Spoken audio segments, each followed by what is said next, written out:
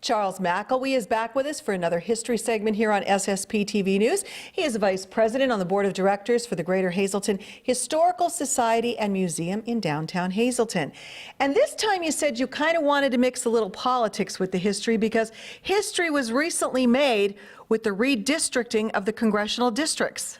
Right, so the Pennsylvania Supreme Court released a new map for the congressional districts that will be in place for the November election.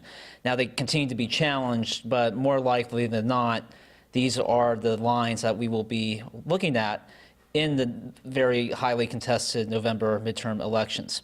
So, first of all, that's historical on its own because in 2015, Democrats picked up seats in the Supreme Court, creating a 5-3 majority, and the number of seats contested was the highest number since the age of William Penn, going back to the 1600s. There were more seats open at any time since then. But fast forward now, and we find ourselves in an interesting place. The Greater Hazleton area is actually going to be divided between the 8th and 9th congressional districts. Traditionally, Hazleton has been in the 11th congressional district going back to the 1940s. And to give an idea of how populous not only Pennsylvania was, but Luzerne County had its own congressional district in the 40s, 50s, and 60s. So there was no, we talk about gerrymandering. No, just the actual boundaries, the lines of Luzerne County encompassed one congressional district. Now, maybe that's the way it should be again. Perhaps. Historically, the district has been represented by a Democrat, but of course today it's represented by Congressman Lou Barletta, who is running for U.S. Senate against Bob Casey. But then let's shift westward, and one of the consequences we're looking at next Tuesday with the 18th congressional district outside Pittsburgh, highly contested race between Connor Lamb, who's from a very storied political dynasty for Democrats in Pennsylvania. His grandfather was the majority leader of the Senate in the 70s. And he's taking on Rick Saccone, the state representative, who is really running on the Trump agenda.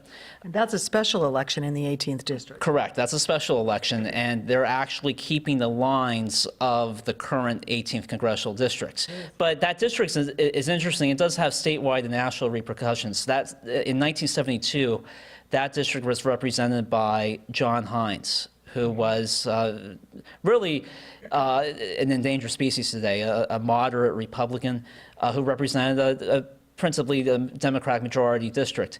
And he was, of course, from the Hines family, their food empire.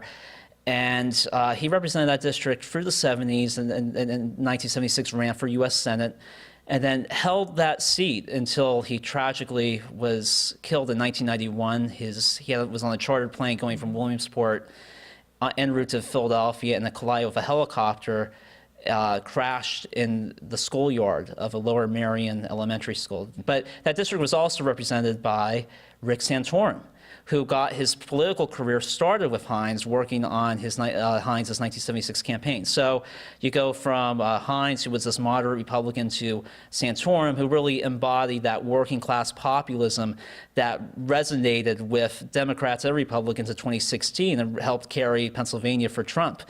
Very interesting. So for the first time, we're in a new congressional district in this area, and we will have a new congressman because Congressman Lou Barletta is running for Senate. So we'll have to wait and see how all of these play out. But Charles is here each and every week to bring us more great history.